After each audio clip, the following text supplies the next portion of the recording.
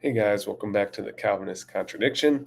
Here today with another episode of Where is Calvinism in the opening narrative of the Bible. And we're going through this series, which we're 33.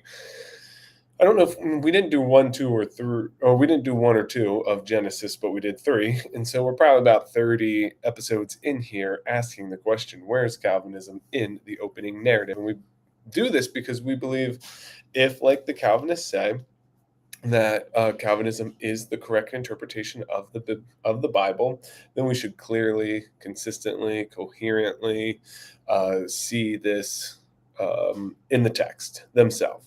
And so we have brothers. I know there's a John guy out there, John Horan, I think, who said you should read John Knox. You should read John Calvin. You should read all these guys. What's his name? Pink. You should read Henry's commentaries, and it would be so. It's so clear in the scriptures that with only with these resources can you see it. And we're saying no. We're looking at the biblical narrative. We've done this. The Calvinists don't seem to like it. We love you guys out there, but you guys have bucked at this. You guys say, "Oh, why are you doing this?" Sorry, making room for my Bible. Why are you doing this? Just go to, Genesis 50, go to Romans 8, do all this stuff. We say no, because the inception of the Calvinistic systematic is Genesis 3. And so we say, make your case from there, make your case from 4. Okay, right after that biblical account, they can't do it. They haven't done that. And so I want to say a few things here real quick is that thank you so much for your comments. And I can't respond to them all, but I really appreciate all of them. I read them all. And thank you for that, whether you agree or you disagree with our rendering of the Bible. Two, please like these videos, subscribe, share, and pray about joining us in our ministry over here in Asia Minor, where we are sharing the love of Christ with everybody. We've had, yesterday, we had probably the fullest my church has ever been here, 30 people. That's outside of like Christmas or Easter, where we've had 100, but just amazing. And so we're seeing people come to the Lord, placing their allegiance into Him by believing in whosoever coming, receiving faith, receiving the Holy Spirit. We're seeing just amazing things happening, and we are crowd funded. So all of this stuff I do pro bono. I am crowd funded support. I raise support, and we have a 501c3 that you can give to in the link in the description below, or you could give to our PayPal, or however you felt led. But please pray about doing that, or please pray for doing that. Also, there's a link in the comment section with the Bible verses that we're going to go through today, Genesis 33. And so we just wanted to say thank you for that. Hey, brother out there, Chris, I see you out there.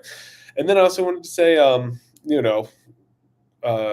just I really appreciate you guys subscribing, because I have seen a lot of subscribers coming on. I think we had like 80 last month. And so just really appreciate it. Keep sharing the love of Jesus for everybody.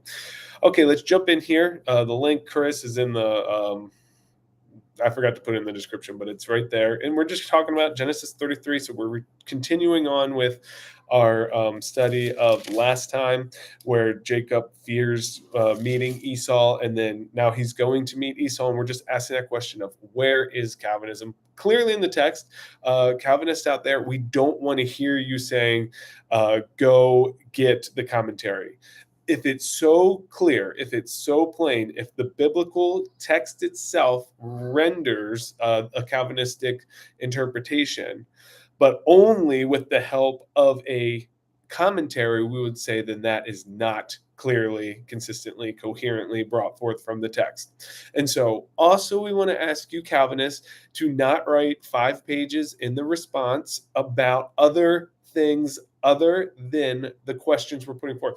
Of course, do that if you respond to these questions, but don't just go on these big, it could be like AI, I guess, at this point, because of how they're written out. I kind of feel like maybe that's it, but they don't really respond to the questions. We're asking you to respond to these questions like why and how is it consistent with your worldview that God shows up in a dream and tells Laban to neither do good or bad? Okay, so in a deterministic worldview where God controls everything, Mr. and Mrs. Calvinist out there, why would God do this?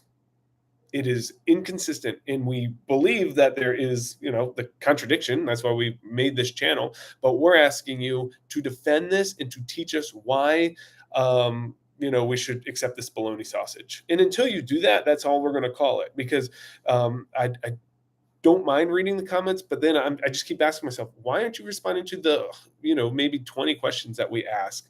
So let's jump into this.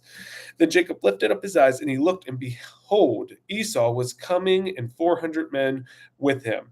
So he just said, oh, whatever, God has decided before the foundation of the world is going to happen. So let me proceed as forth.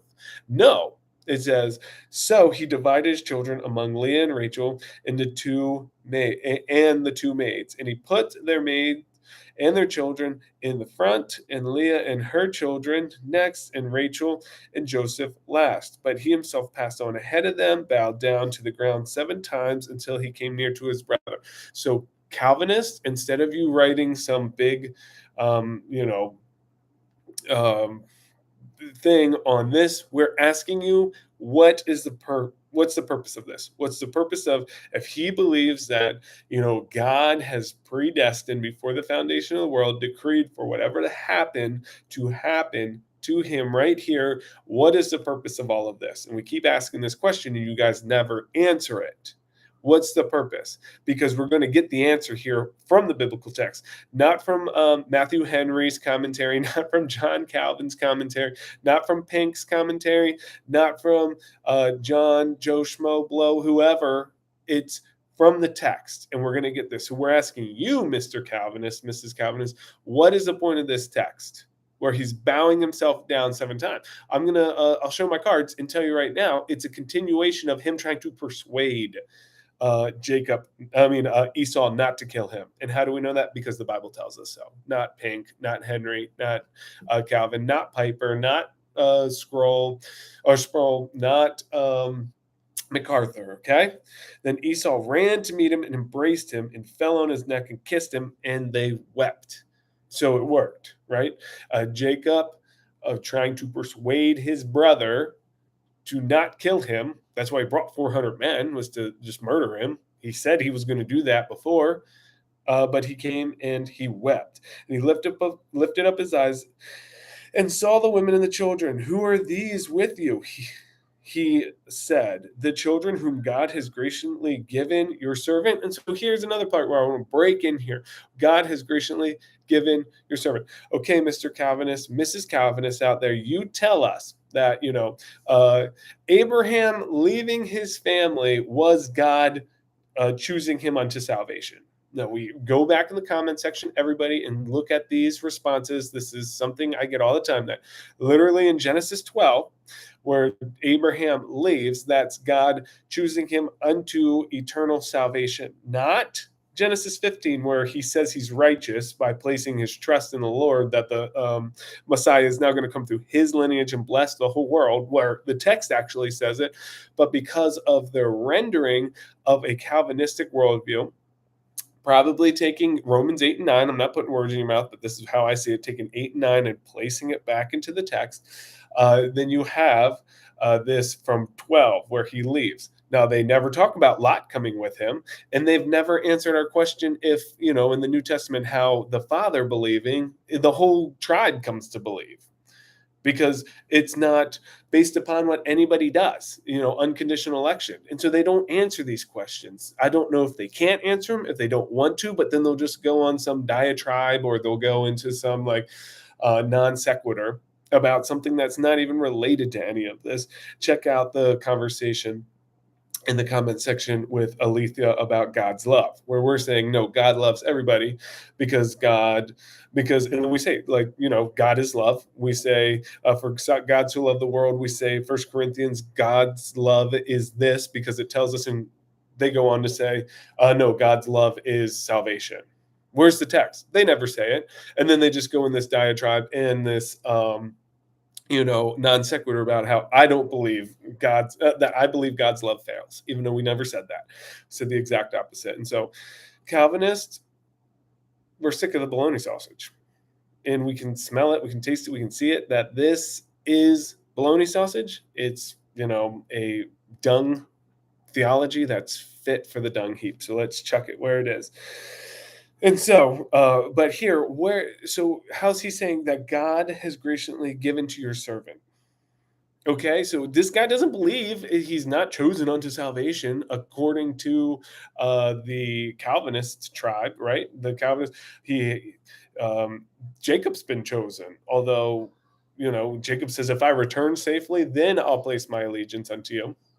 We went over that. But here it says, God has graciously given your servant. Who's he talking about? What's he talking about here? And so that's the question we want you. How is this non believer, this non Calvinist, able to? Remember, it's unable. You're unable to do anything in the Calvinistic systematic. You are unable to come to the Lord. You are unable to do anything like that. And so, how is this possible? Then the maids came near with their children, and they bowed low. Leah likewise came near with her children, and they bowed down. And afterwards Joseph came near with Rachel, and they bowed down. Again, what's the point of bowing down? Well, why are they doing this? Before the foundation of the world, God decreed whether he's going to be murdered, whether he's going to live. And who is this, oh man, Jacob, to bow down? To try to persuade something other than what God has decreed. I think your name's Marcus or Marius or something out there. I've just responded to you, but who are you, oh man? You go on these big rants on these, and you write these big things, which I appreciate, and I respond, try to respond. I definitely read them, but throughout them, you're trying to convince us that of God's meticulous control of Calvinism, when you yourself in time and space do not believe that, because you are literally trying to persuade. And so, who are you, oh man? It's unconditional, not based upon anybody's condition, anything. And so, who are you, oh man? And so, who is Jacob here? Well, he's not a Calvinist. That's why he's doing this stuff. He's bowing down. Why? To persuade him. And so he bowed down and he said, "What do you mean by all this company which I have met?" So here's the answer. And he said, "To find favor in the sight of my Lord." What do you Look at this? What do you mean by all this company which I have met? Well, because God decreed me to do it before the foundation of the world, and he decreed the outcome of this. So this is all just baloney sausage. It's all a pantomime. It's all just strings being pulled by the eternal puppet master. Whoops, can't say that, because Calvinists will about that. Okay, because it's just God controlling the robot. Oh, you better be careful, because they can't handle that either. It's just clay in the hands of the maker. We can accept that because it comes from the two chapters that basically only inform our theology, which is Romans 8 and 9. So we can accept that. And so, what do you mean by all this company which I've met? Well, we're just clay in the hands of the maker. And so it doesn't matter what we're doing here. That's the answer we get here? No, he literally says to find favor. So he's persuading him to show him favor, not to take his life, which he had vowed to do back when he deceived him, but literally to persuade him to live. That's what's going on here. But Esau said, "I have plenty, my brother. Let what you have be your own." And Jacob said, "No, please, if I have found favor in your sight." Not no, please, because before the foundation of the world, we were meticulously controlled in the hands of the potter to be able to do this, and that's all we could or ever do, not, without changing anything. That's not what we see here. Mr. Calvinist, who's reading 8 and 9 of Romans without 1, 2, 3, 4, 5, 6, 7, influencing it and sticking it back here into the text, as you always do when I talk with you guys. Okay? But literally right here, if I have now found favor in your sight, if all the stuff I did to find favor in your sight, bowing down, by sending people before him, by giving all these gifts, then take my present from my hand, for I have seen your face as one sees the face of God. This guy knows what he's talking about. He just literally saw the face of God, and you have received me favorably. Who received him favorably? The Lord, before the foundation of the world, meticulously controlling Esau to come out here and kill him with 400 men? Or his persuasion that he does? That literally works. Please take my gift which has been brought to you, because God has dealt graciously with me. Okay, here we go again. The biblical text ascribes to God what God literally does. Not we're supposed to read in between every text that God's literally doing everything. You see how you guys shove stuff into the text? And you say, no, we don't. We don't ever do that. Paul, he does this too. Oh, you mean in Romans 5, where he's making a case for the provision of the Messiah's atoning sacrifice for all men, women, and children? That from there? Okay, so see what we're doing here. We're taking what it says from the text. God has dealt graciously with him. Yes, we accept that because God has dealt graciously with him. He went with not a lot. He came back with a ton. That's what God did. God didn't make him deceive Laban. God didn't make him do any of the things which we read. He dealt graciously um, with me, and because I have plenty, he wants to give this to him. Thus he urged him, and he took it. Okay, urging, taking. Paul later in Acts, persuading. These things are talking about a free will. But free will's not in the Bible. It can't be there. Well, neither is sex, neither is menstrual cycle. But we've talked about both of those things ad nauseum now. That we've come across both of those things, and we can render from the text that that's what they're talking about, just like we can do that here. But your systematic stands in the way. Your preconceived notions of what you learn from your commentaries, from your, catechisms, from your confessions, from your councils, all that kind of stuff, you take and then you shove it back into the text. And we're saying if you would wipe that out and read the text for what it says, you'll see clearly, plainly, that it's not in there. There's urging, there's persuading, there's all those kind of things, convincing. Then Esau said, let's take a journey and go, and I will go before you. But he said to him, my Lord knows that the children are frail, and that the flocks and the herds which are nursing are a care to me. And if they are driven hard, one day all the flocks will die. Please let my Lord press on before the servant. So what is he doing here? He's trying to convince him to what? Not have to go with him. So please let my Lord press on before his servant, and I will proceed at my leisure according to the pace of the cattle and that are before me, and according to the pace of the children, until I come to my Lord at Seir. Esau said, no, it's been decreed before the foundation of the world that you would come to me now, and there's nothing you can do about it. You, O man, so who are you to buck at the eternal decree of God? No. But see how you stick that in there? Because that's what you have to do to make the text say what you want it to say. But Esau said, please let me leave you with some of the people who are with me. But he said, so Jacob said, what need is there? Let me find favor in the sight of my Lord. So Esau returned that day on his way to Seir. Jacob journeyed to Succoth and built himself and made booths for his livestock, and therefore the place is named Succoth. So there we go. Succoth, and then Succoth, this is where he's staying. Now Jacob came safely to the city of Shechem, which is in the land of Canaan, and when he came to Padan Haram, encamped before the city, he brought the piece of land where he had pitched his tent from the hand of the sons of Hamor, Shechem's father, for 100 pieces of money. Then he erected there an altar and called it El Elohe Israel. And so that's the end of the chapter. And so there's a bunch of questions there we're asking you, Calvinists. We're not seeking a diatribe. We're not wanting to hear your non sequiturs. We're not interested in the history of Calvinism, which we're already versed in. We want clear, plain answers to these questions. What is there? Where's room for persuading in the Calvinistic systematic? Where's room for showing favor? One to show favor. Where's one to be convinced that we see Jacob doing that? What's the point of bowing down 7 times?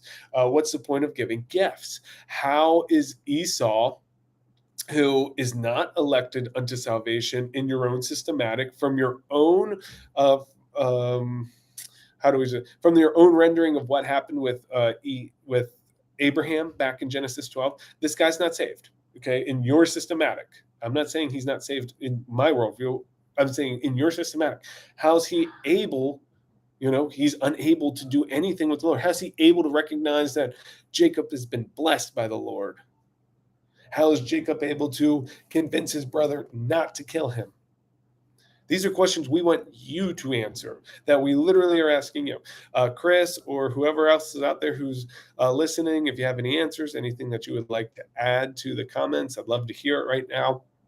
If you think that we're hitting it on the head, if you think that we're far off, if there's anything that we missed, I'll give you guys a couple minutes here to write anything if you want to. And if not, then we'll shut it down. But these are the questions that we're asking you.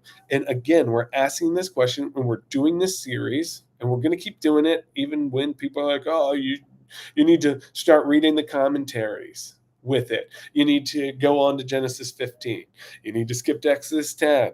All this stuff. No, we're just going to keep reading the Bible in its original context, which is the ancient Near Eastern context, clearly, plainly, consistently, and see if Calvinism is indeed, in the text. In what we saw today, and what we've seen for 30 other videos now, is that it's not there. Okay, so Calvinists, another one that I keep pressing you on is, where is the tenets of Calvinism clearly and plainly and consistently taught in Genesis 3? One of our brothers out there tried to do this. Who was that? I think his name's Albert Einstein. He tried to do it, but again, it was just a bunch of his interpretation. It's not where the text clearly and plainly states. Like Paul can do in Romans 5, like we just talked about, where he says that in Genesis 3, as one man, Adam, sinned in all of the world. So there's our theology for total depravity, not total inability, but literal biblical total depravity. We all need a savior. And then his answer is God provided a way for everybody. So everybody is sinful. Everybody falls into sin or sins one day against God. And everybody's affected by that. But then the new Adam, who's better to boot. Okay, this is a thing that also I can't wait to get into Romans, get to Romans 5. Is the whole thing is about how Jesus is better. And so if everybody is, sins and becomes an enemy to God because of Adam, well, then how could Jesus be better if it's a limited atonement? Literally, how could he be better? Because the whole point of that diatribe right there is that Jesus is the better one. Jesus is the stronger one, that God is stronger, right? That's the whole point. And so I don't know. I can't wait to get there and hear what these Calvinists say, but because of Adam, everybody sins. And because of Jesus, everybody can be justified and made right in the sight of God. That's literally what he says. So Jesus is better.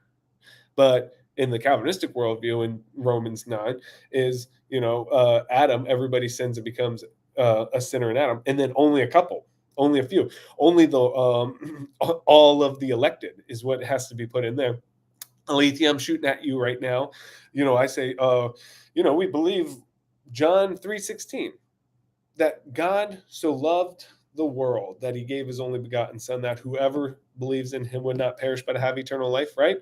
And they come back and they say, the so there is really how. And so for how God loved the world. And I said, okay, that might be so, but your problem is the world. That's the problem there. Not just, the so part. For how God loved the world was he gave his only begotten son. The problem is the world there. And you have to change it to the world of the elect, even though it's not there. And so see how, once again, your theology of Romans 9 has to go back and rewrite what Jesus actually says. So yeah, shooting at you, Alethea.